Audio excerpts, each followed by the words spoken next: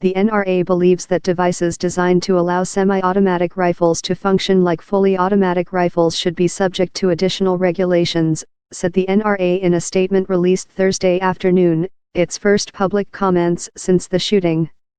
It was reported Thursday that the NRA had banned bump stocks at its own firing range in Fairfax, Virginia. While the NRA came out in favor of tighter regulations on bump stocks, it stopped short of voicing support for stricter gun laws across the board.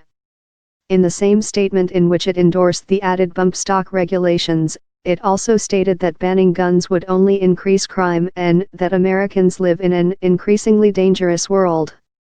In Thursday's White House briefing, Press Secretary Sarah Sanders said that the administration would like to be part of that conversation about bump stocks, but that President Trump was a strong supporter of the Second Amendment, and that hasn't changed.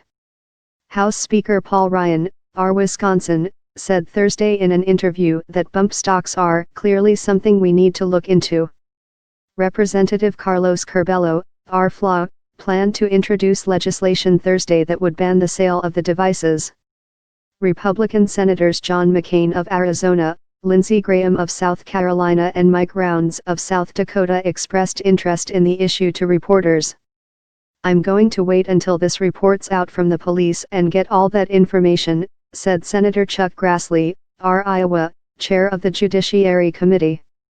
However, not all Republicans were in favor of the idea.